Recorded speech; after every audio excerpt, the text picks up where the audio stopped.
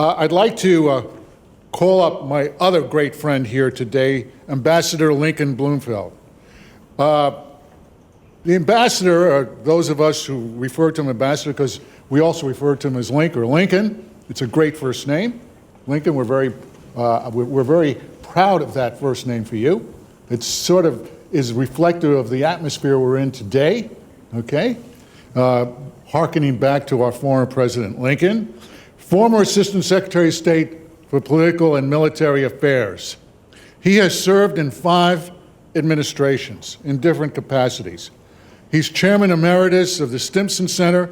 He has written extensively about Iran, about the NCRI, about U.S. policy in Iran, and we're very grateful to have him here with us today. Lincoln?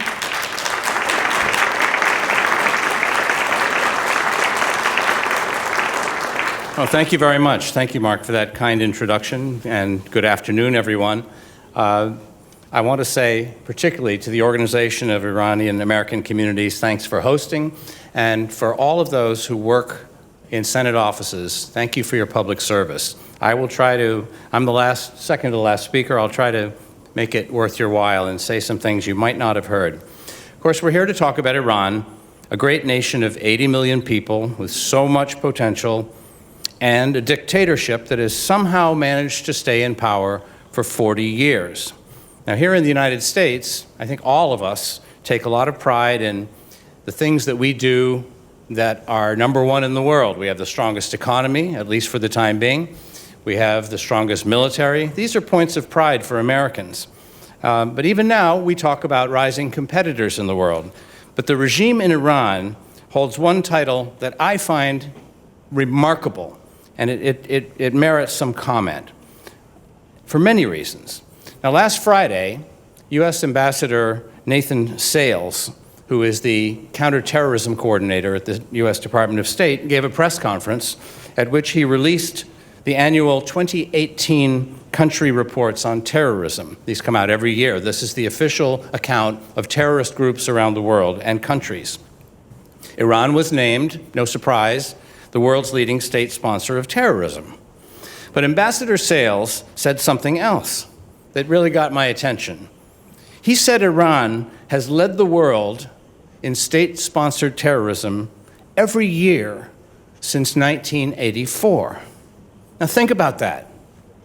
Upwards of 200 countries in the world, conflicts in several regions of the world, militias, flows of illicit arms, and yet Iran has been #1 35 years in a row, state sponsor of terrorism. Ladies and gentlemen, that's a lot of terrorism.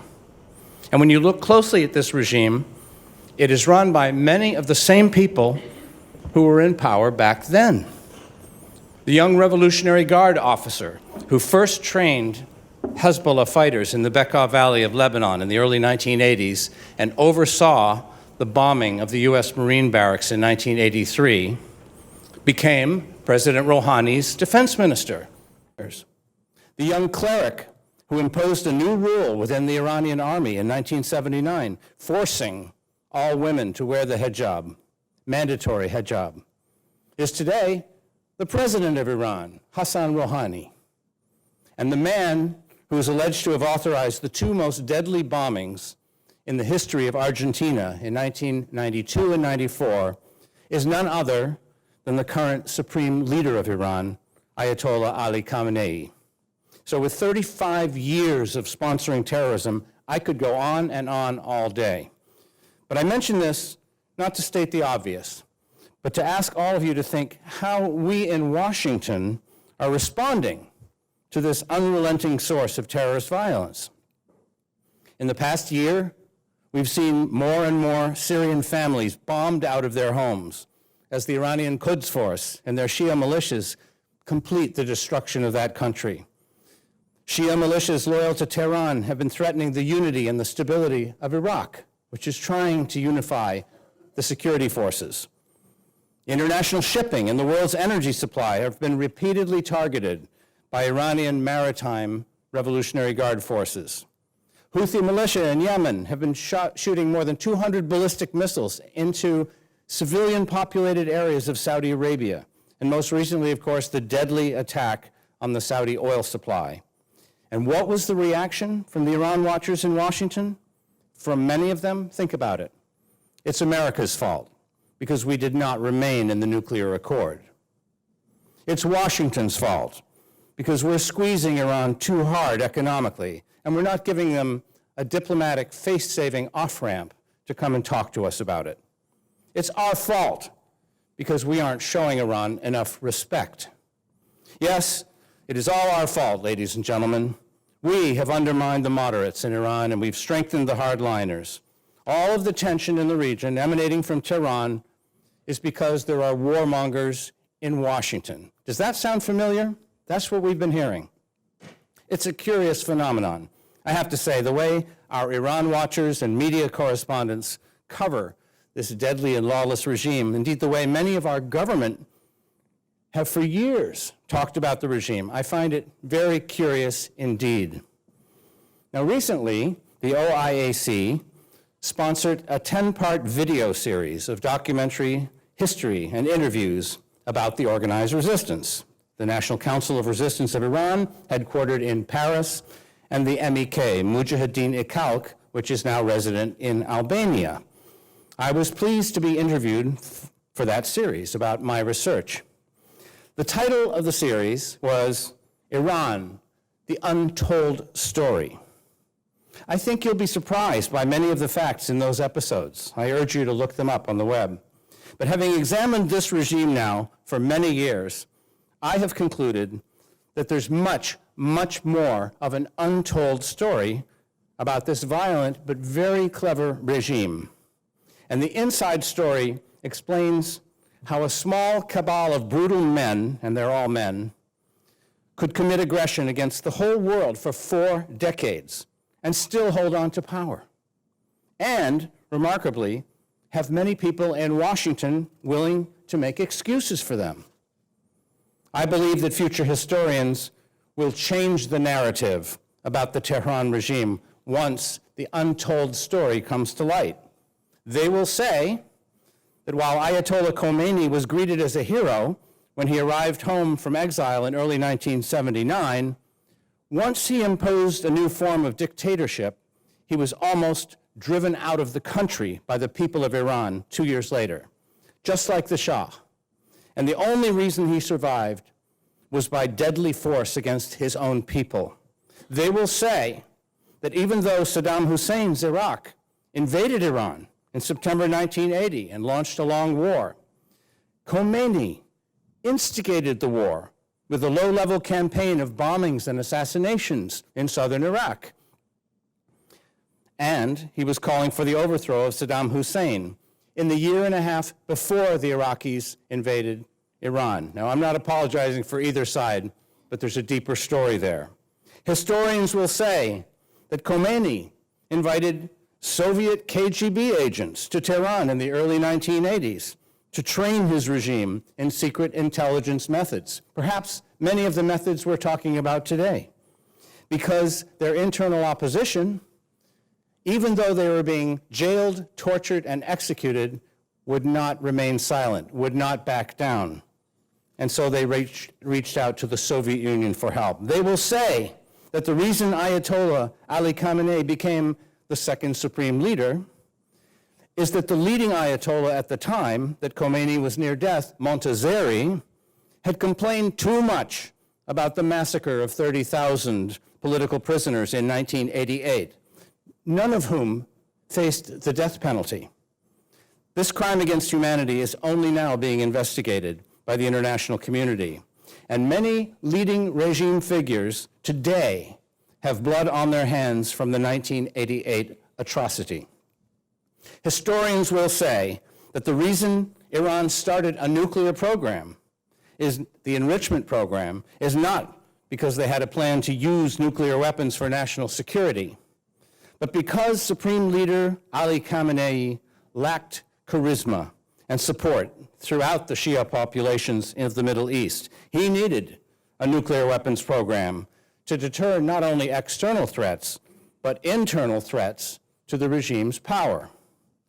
And they will say that the reason the Tehran regime raced to the defense of the Syrian dictator Bashar al-Assad after the Arab Spring led to protests in southern Syria in 2011 is that Iran was afraid of its own protest movement, which had been suppressed in June 1981, only to arise in 1999 and again in 2009. They have no love for the secular Alawite dictator Assad. Iran has spent a fortune and lost many lives trying to prevent the call for freedom from spreading to Iran. Note that all of these untold stories portray a group of rulers who are afraid of their own people, of their neighbors, and of the international community. The Tehran dictatorship lives day by day in fear of being deposed by their own people.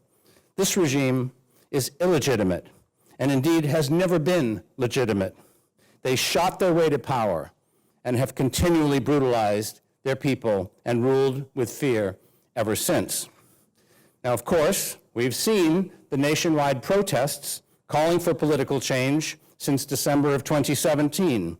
And now, as has been noted, we see people taking to the streets in Lebanon and Iraq, in both cases, demanding that they have a constitutional government free from Iranian influence. Yes, as I said, these are untold stories. You won't hear them from Washington journalists and think tank Iran watchers, with a couple of exceptions of journalist friends in the room. No, they're not stupid. They want to maintain their access to the regime's officials. All of them will offer token criticism of the regime, but their main criticism will always be aimed at U.S. policy and U.S. officials who are too critical of Iran's aggression. Just have a look at any interview with Iran's Foreign Minister Zarif. Within the last 2 years, the Iranian embassies under his ministry in Denmark, France, Belgium, Austria, Albania, and probably others have all been conduits for intelligence operatives and assassins planning terrorist operations in Europe, one of which, as has been noted, could have harmed many of us in this room today. Has any American journalist or analyst challenged Zarif to answer for these crimes? And that is why the OIAC sponsored the film series, because if they didn't tell the story about the organized resistance, no one else in the United States was going to tell it for them.